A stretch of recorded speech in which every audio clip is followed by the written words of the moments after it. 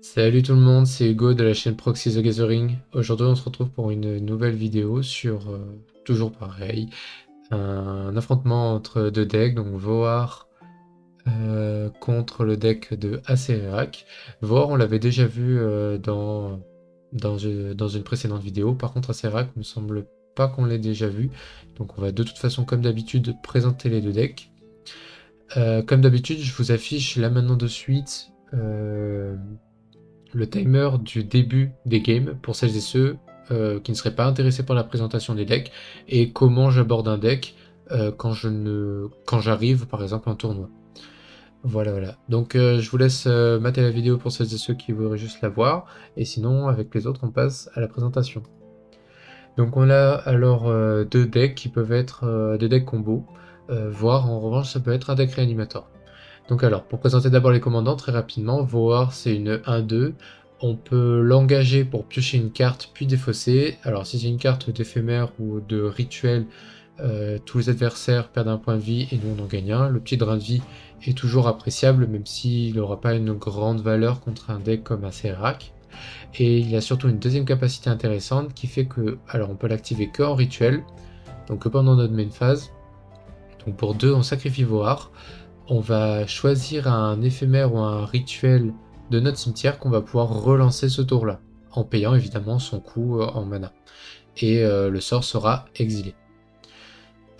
Côté Acererak, c'est donc une 5-5, mais en vrai son body est pas très important, parce que ça va être un deck combo où le but ça va être de faire venir en boucle Acererak et gagner en s'aventurant dans des donjons. Il y a un des donjons qui notamment quand on passe dans la pièce du donjon, on fait perdre un point de vie à chaque adversaire, on en gagne un. Et donc s'il vient une infinité de fois, on passe une infinité de fois dans le donjon, pardon, ce qui tue évidemment l'adversaire. Donc Acererak, en fait, il va arriver. Si on n'a pas terminé la tombe de l'annihilation, qui est un des 3 donjons dans lequel Acererak peut s'aventurer, on le remonte dans notre main. Et il a une autre capacité qui fait que quand il attaque, chaque adversaire peut choisir de sacrifier une créature, et s'il ne le fait pas, Acererak va créer une 2-2 zombie. Donc très souvent on va pas vouloir que Acererak reste sur le champ de bataille, on va vouloir par contre faire en sorte qu'il remonte dans notre main pour pouvoir s'aventurer dans un donjon bien particulier que vous verrez dans la vidéo, je le laisse en permanence affiché. Et vous verrez pourquoi celui-là en particulier est intéressant. Les autres creusent moins en fait dans le deck, qui permettent de voir moins de cartes. Ce donjon en particulier permet d'en voir plus, vous le verrez dans les vidéos. Très bien. On va parler un petit peu des cartes qui peuvent être cartes entre guillemets clés du match-up. Donc alors, voir si c'est un deck réanimateur et que je suis le deck d'Acererak, c'est pas la version de voir qui va me faire le plus peur. Parce que Acererak a beaucoup de gestion, a beaucoup de défausses dans son pack, a beaucoup je sais pas, par exemple, on pourrait citer droit à la gorge. Voilà, un anti-bête qui fait le café, qui tue n'importe quel type de bête, donc le deck de voir va s'embêter à le défausser, puis le réanimer, tout ça pour que juste le deck d'Acererak tue la créature. Donc c'est pas vraiment ce qui me fait le plus peur quand je suis le joueur d'Acererak. La version par contre combo est un peu plus terrifiante que la version Reanimator, même si dans les deux cas les contres c'est toujours pénible quand on est joueur d'Acererak. On a évidemment El Famoso Counterspell, même si on a tous les autres contres. Mais si on sait jouer un peu autour et qu'on attend d'avoir les bonnes défausses, le deck d'Acererak a pas trop peur en général d'un deck comme Boa. Sinon, par contre, la version combo est un peu plus peps, si je peux dire. Parce qu'en fait, ça va être juste une course à qui va comboter le plus vite entre Voar et Acererak. On va pouvoir parler, par exemple, je ne sais pas s'il la joue, on verra dans les parties Jace, porteur de mystère, qui fait que si on pioche dans le vide, on a perdu. Enfin, on a gagné la game. Donc, Voar gagnerait et Acererak perdrait. Et c'est en plus un Planeswalker, donc le deck mono noir a du mal un peu à s'en débarrasser, surtout qu'Acererak c'est pas un deck qui va avoir beaucoup de créatures sur le champ de bataille. Sinon, il y a d'autres combos qui passent par le cimetière avec... alors, c'est Broodlord. Voilà, Hording Broodlord. Qui va... Le but, c'est de faire monter... Enfin, de jouer plein de sorts pendant le tour. Et ensuite de tuer à la fin avec, par exemple... comment il s'appelle le sort? J'ai plus son nom. Il va me revenir, mais en gros, ça a le Storm et ça fait perdre 2 points de vie à l'adversaire ciblé et ça nous en fait gagner 2. Dès qu'il me revient, je vous le dis. Dans l'autre sens, on a donc Voar qui affronte Acererak. Voar, donc il va vouloir avoir des contres pour lui. Par contre, ce qui va bien l'embêter, c'est tout ce qui est donc discard. Parce que contre Mono Noir, on sait déjà d'avance qu'il va y avoir un maximum de discard. Ce qui peut faire un peu peur aussi quand on va affronter le deck d'Acererak. Et si malheureusement on n'a pas de compte là actuellement dans la main, c'est tout ce qui va réduire le coût en mana d'Acererak. Acererak qui va vouloir être joué gratuitement pour être relancé en boucle. Donc on va pouvoir citer un des meilleurs, c'est Heartless. Heartless Summoning qui diminue le coût des créatures de 2. Donc le joueur d'Acererak déjà pourrait le lancer que pour 1. Et alors si en plus sur le champ de bataille il a ceci, un petit Cabal Coffer, le joueur d'Acererak va faire une tonne de mana. Et il va juste pouvoir le jouer en veux-tu en voilà, avancer, creuser dans les donjons, creuser dans son deck et in fine finir par gagner. Donc c'est vraiment deux decks. J'espère pour le jour de voir que c'est plutôt un deck combo qu'Arenuator parce que à mon avis le deck d'Acererak saura résister à des réanimations, sauf si vraiment c'est ultra explosif. Mais si ça n'est pas ultra explosif, je pense que Acererak a plutôt l'avantage. Si par contre c'est combo, ça va vraiment être une guerre de combo. Ça sera vraiment à qui va le plus vite. Ok, maintenant qu'on a présenté un peu les decks, je vais vous laisser profiter de la partie. Vous voyez d'ailleurs que j'ai laissé le petit donjon. À tout moment, vous pouvez vous mettre sur pause pour le lire. Et vous verrez que donc, dans ce donjon, on peut avancer. Et notamment la dernière pièce qui est incroyablement forte, qui fait piocher 3 cartes en les révélant. Et on peut en jouer une gratuitement. Donc vraiment, côté Acererak, le but c'est de creuser dans les parties. Et on le voit d'ailleurs, on voit Acererak... on voit les donjons du joueur d'Acererak juste à côté. Très bien. Allez, bonne partie.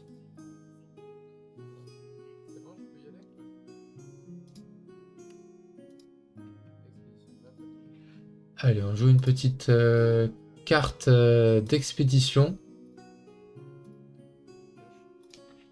qui permet d'aller chercher le terrain qu'on veut en le sacrifiant, mais qui se fera contrer par une Mental Misstep. C'est pas mal. Parce que comme on l'a dit, Cabal Coffer, ça paraît assez fort contre le deck de War. Voilà, Mental Misstep.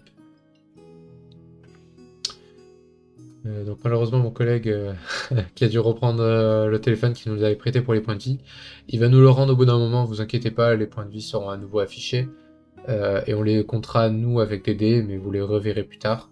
Mais durant le moment où il aura le téléphone, les points de vie n'auront pas une importance énorme. Ah oui, le sort dont d'ailleurs je voulais parler, c'est Tenris of Agony, voilà, c'est ce sort-là qui permet au joueur de voir, s'il joue combo, de terminer l'adversaire grâce au Storm.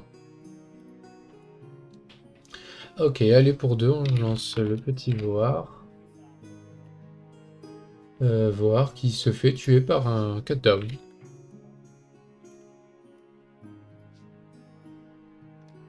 Je sais pas trop si c'est... si Cut-down est meilleur ou moins bien que le nouveau spell là pour un qui est sorti dans l'Horrowin, qui tue aussi une créature. Alors, Acererak. Donc voilà, c'est Rerak qui est remonté en main et du coup il s'est aventuré dans le première pièce du donjon, donc il a gagné un point de vue de plus. Il est à 21. Ok, on a Land côté voir, on a passé le tour. Pour le moment, on pourrait supposer que c'est assez contrôle. On va voir ce qu'il fait. Ok, donc non, visiblement assez rare que ça passe, donc on va avoir droit à un Scry 1. Je crois qu'on voit un Démonique Tutor, ça a l'air pas mal.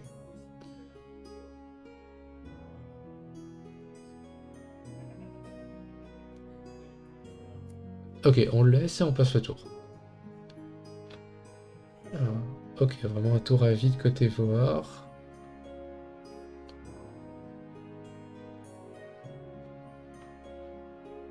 Et on joue... Ah, c'est l'enchantement qui fait draw 2, défausser une carte, et on le remonte en main si on a... Alors je sais plus si on a joué un dragon, ou si un dragon arrive sur champ de bataille. Et ok, on se défausse d'un archonte. Archonte de la côté.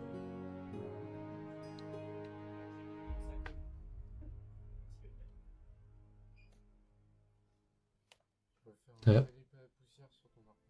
Oh, et on veut exiler l'archonte, c'est pas mal, ça gripper à la poussière.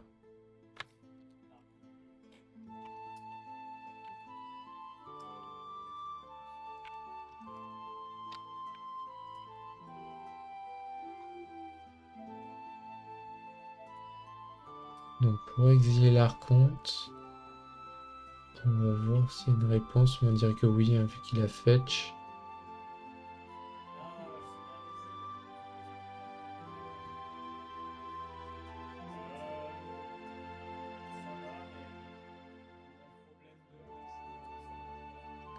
On fait une messe de la coterie. Et avec cette messe de la coterie, on fait une nécromancie.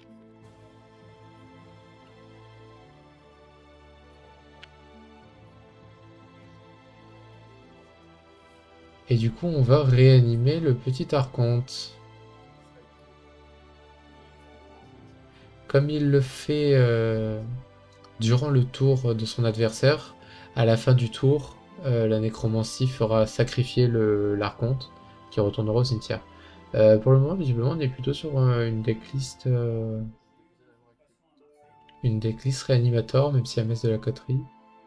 Et ok, on se défausse d'un Emrakul côté Acerac. Bon, c'est vrai que là, ça paraît un peu lent de le jouer de suite. Et pour 2, on fait un démonique tutor. Donc c'était bien un démonique qui avait au-dessus de la bibliothèque.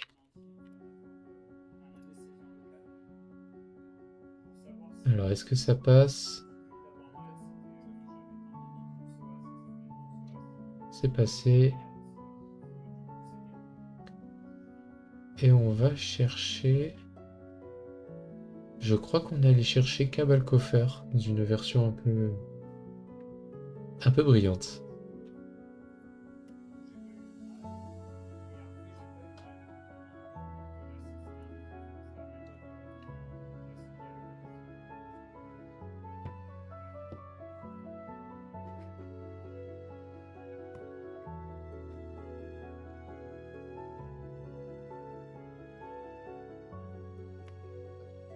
Mais c'est bien ça, c'est bien un Cabal Coffer du coup.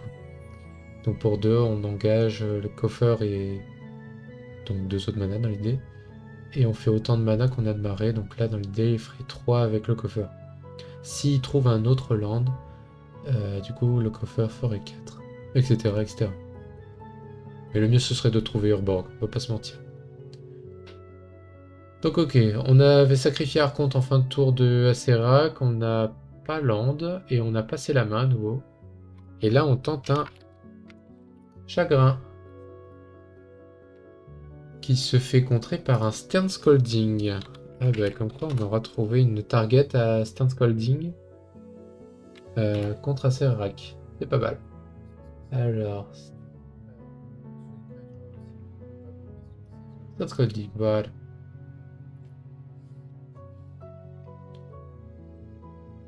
Donc on a Peach le chagrin, donc on avait encore tout notre mana, on relance à Sererac. Donc on était à Rogarin, on passe à créer un trésor.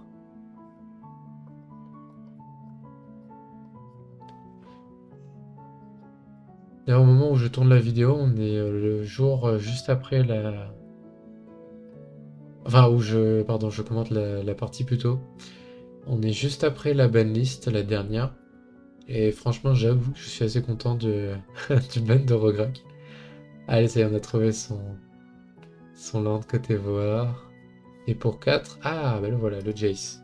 Donc en fait, peut-être non, il joue combo. C'est un peu dur à dire pour le moment. Jace, c'était porteur de mystère.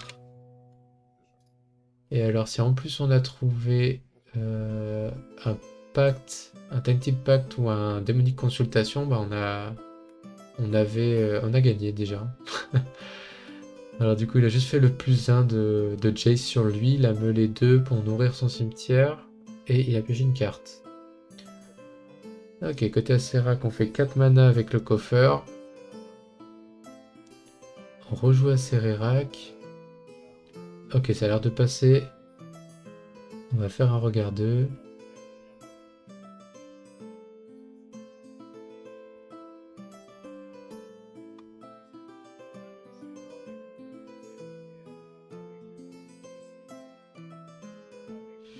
Oui, du coup, je parlais de la banlist. J'avoue que Rograk, ça fait vraiment du bien qu'il soit plus là. Et, euh, et j'adore le fait qu'il commence à déban des cartes. Je trouve ça vraiment très très cool. Des cartes qui n'avaient plus lieu d'être dans la banlist. Même si peut-être qu'elles ne seront pas jouées, mais au moins elles sont disponibles, quoi. Et au pire, elles pourront se reprendre une balayette si vraiment elles sont trop pénibles. Ok, donc on a relancé Acerac, on est allé dans la porte qui nous fait créer 2-1-1 squelette.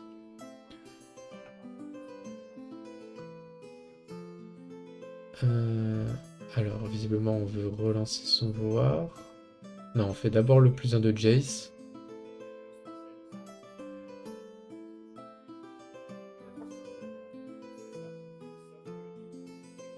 Ok, il se cible pour meuler. Ok, il y a un saut Inalf. Donc on joue très clairement Broodlord dans le deck. Ah, et on casse une Lorian Reveal.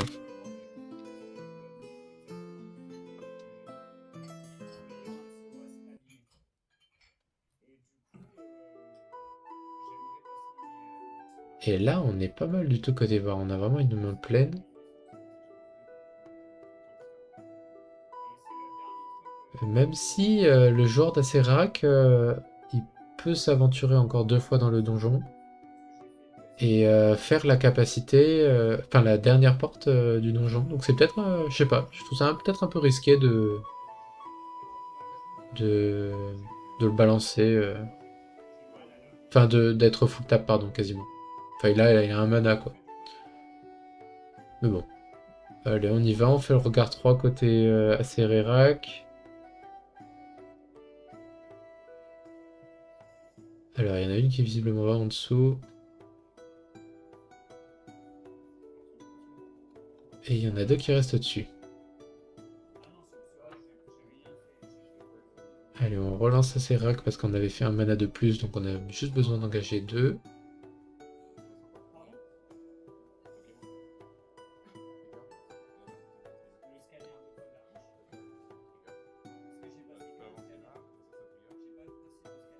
Ok, il se pose la question par rapport au trigger.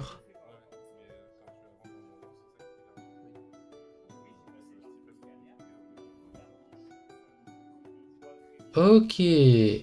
Le joueur de voir qui donc stifle la capacité du donjon, mais pas la capacité de renvoi d'Acerac dans la main.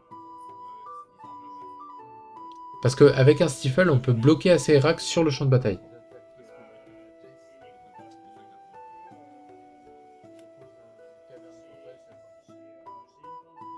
Ok, on pose une caverne Urza et on passe le tour.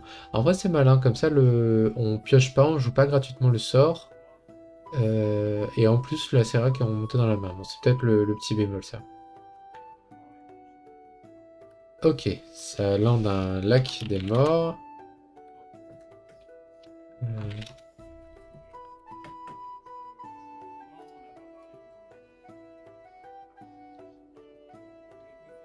On engage le lac des morts pour sacrifier un marais et faire 5 mana, plus un bleu. Et on joue, je crois que c'est une intuition. Je crois que c'était le joueur de... Le joueur de voir a décidé de partir. Donc alors... Alors moi j'avoue que sur intuition, là dans l'idée on se dit... on va chercher pacte, peut-être démonique consultation s'il l'a. Et comment il s'appelle un mage lance-vif. En face, de toute façon, il n'y a pas de mana. Enfin, si, il y a un mana noir d'open. Mais comment il s'appelle le sort en éphémère là qui exile. S'agripper à la poussière, il est déjà au cimetière. Donc en vrai, il ne doit pas y avoir de quoi exiler une carte du cimetière en face. Ok, alors vous l'avez pas entendu, mais le joueur de voir qui avoue ne pas les jouer. Ne pas jouer Tented Pact, Diabolique Consultation. Euh,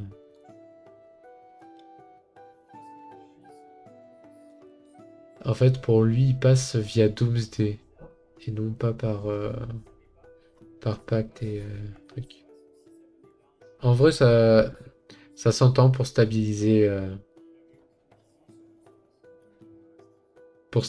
la mana base. Ok, on va jouer une danse des morts, je crois que c'est. Ah, je l'ai pas. Je sais plus comment ça s'appelle. Ça, en gros, ça réanime une créature, sauf qu'elle sera engagée, mais elle aura un marqueur +1/+1. Il faudra payer à l'upkeep, je crois, 2 pour qu'elle soit dégagée. Donc on réanime un Métamorphosis. Donc Métamorphosis fanatique, qui va quant à lui réanimer un Griselbrand.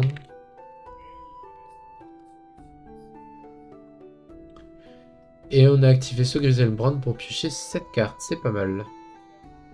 On fait un petit sacrifice sur Griselbrand pour ajouter 8 mana noirs de plus. La carte qui réanime, je vais vous la trouver, je tiens à vous l'afficher pour celles et ceux qui la connaîtraient pas. J'ai juste plus le nom.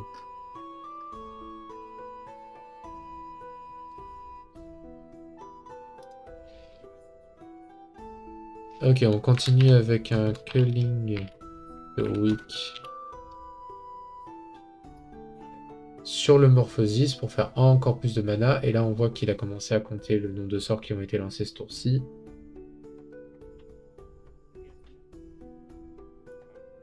On fait un Spellseeker.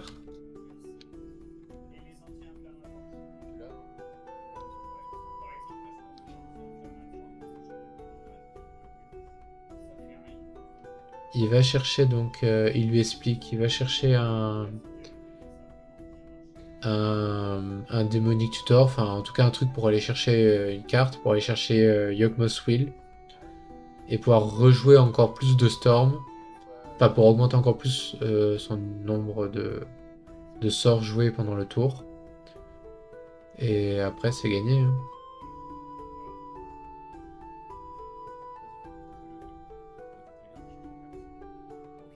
Ah, c'est bien, il le laisse faire, comme ça on va pouvoir voir sa combo.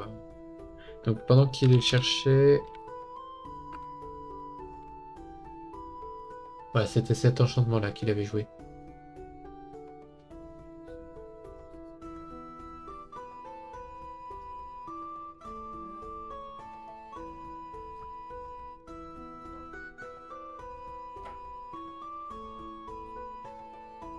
Alors chagrin ça marche pas à aller chercher parce que Spellseeker dit un instance sous sorcerie à CCM de 2 ou moins. Ok, saisie dépensée, il va chercher.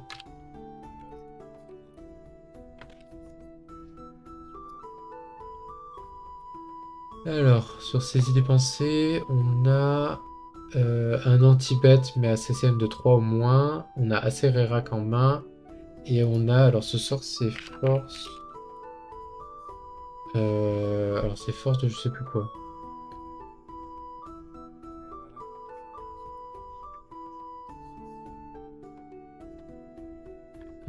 C'est force.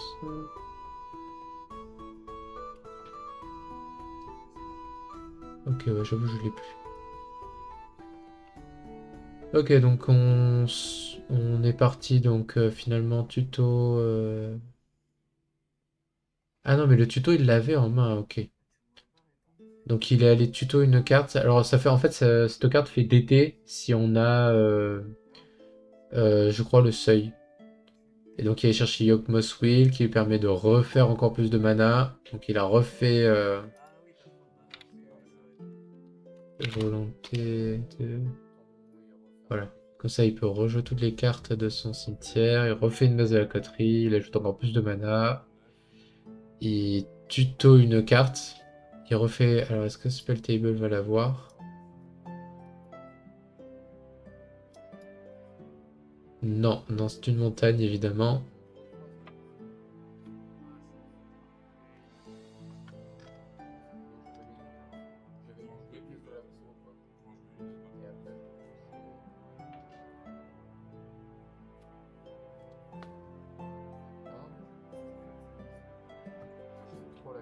Ah bah voilà. Bien joué au joueur de voir du coup qui a bien manœuvré. Donc allez, en termes de score, donc on a 1-0. Et on repart pour la deuxième game. Et donc, dès le début, on a une contrainte. Alors, on voit 3 landes, Lorien Reveal, la fleur bleue qui est un contre-sort, et un persiste.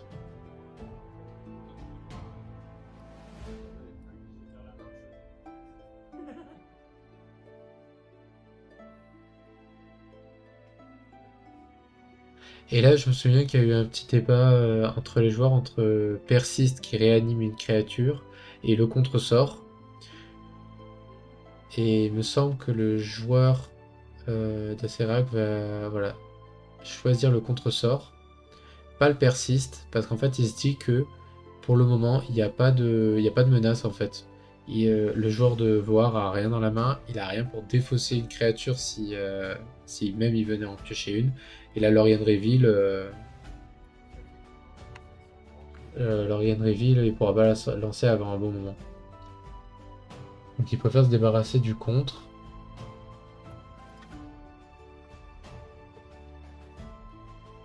Voilà, donc le joueur de voir qui décide de se débarrasser de Lorien Reveal.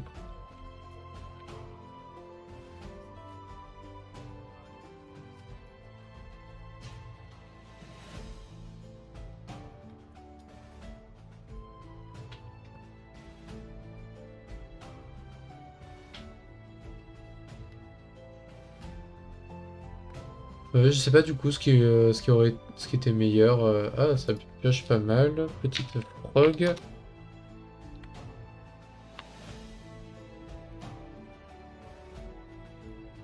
Ah bah oui, bien sûr. La Rana psyché. C'est quoi ça? Ok, on a posé Maze of It côté Acerac. Maze of It qui fera que du coup la frog ne pourra pas permettre quand elle connecte de piocher. Qui aurait fait plus de value. Et ok, on a pioché ensuite un Ponder.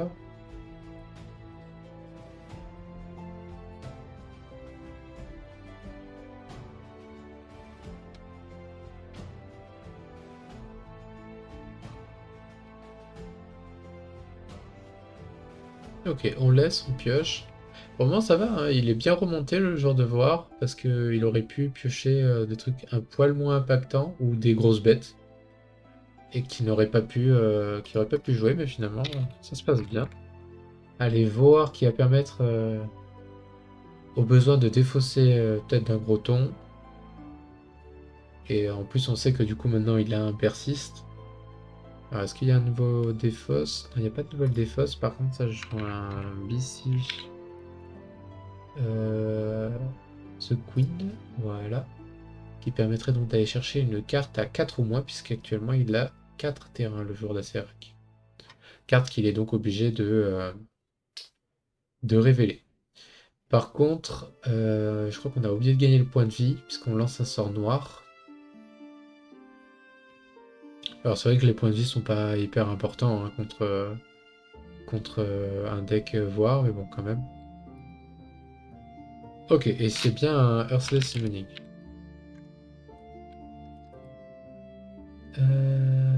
Ok, Earthless Summoning. Avec la magnifique, je crois que c'est Glissa. Giza ou Glissa, je sais plus. En tout cas, c'est l'humaine qui adore déterrer des zombies, ça c'est sûr. En art. Et après, on passe la main. Allez, on active War, on fait un draw discard.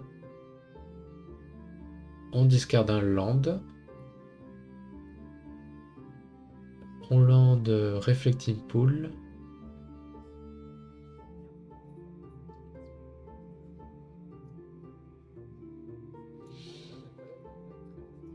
Alors, est-ce qu'on va attaquer dans cette Maze of Heat avec cette frog?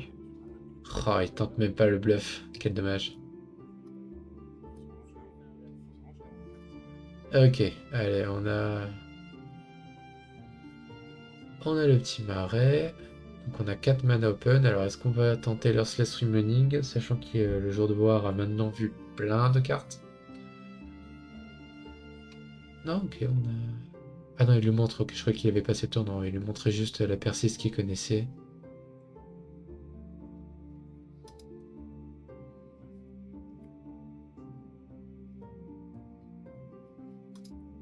Ça réfléchit. Quand on est joueur de mono noir, on doit beaucoup réfléchir.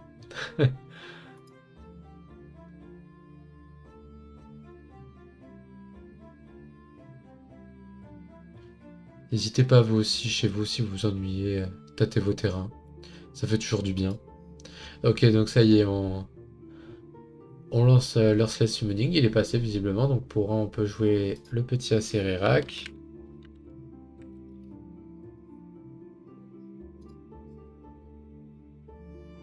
On le rejoue.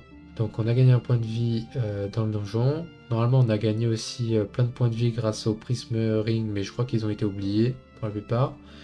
Et là on se réaventure dans le donjon, on fait un petit scry 1. Et pas de réponse côté voir.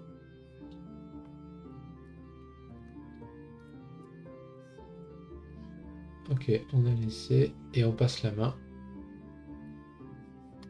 Ok, et en fin de tour, il décide de tuer sa propre frog avec un Dismember.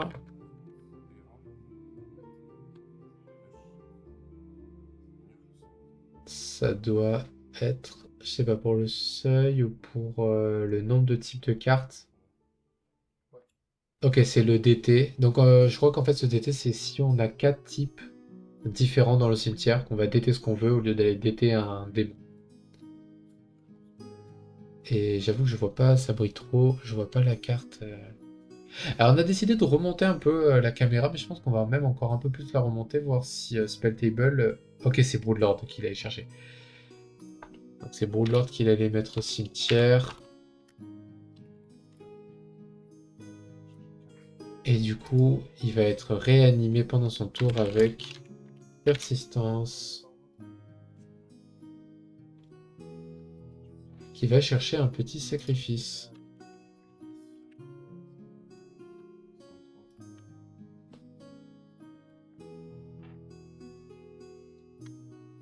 Visiblement, ça part en combo avec ça.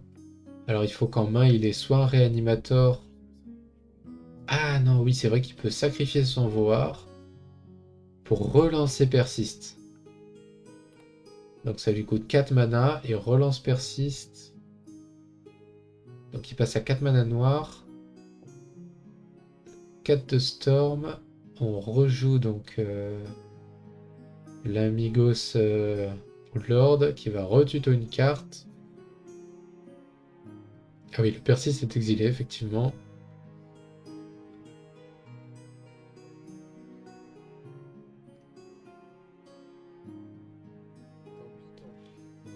Qu'est-ce qu'on va chercher? Yogg-Mothswil. La volonté de Yogg-Saboul. Comme ça, on peut refaire encore un sacrifice.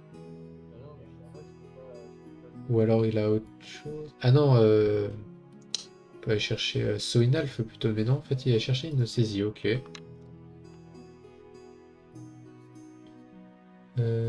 Saisie et pensée. Ah d'accord, il avait déjà Soinalf dans sa main.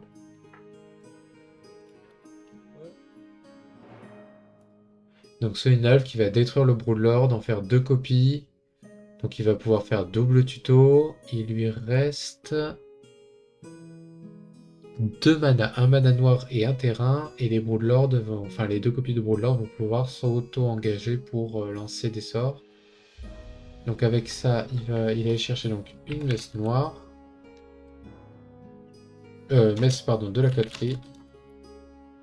J'ai un peu la nostalgie de messe noire.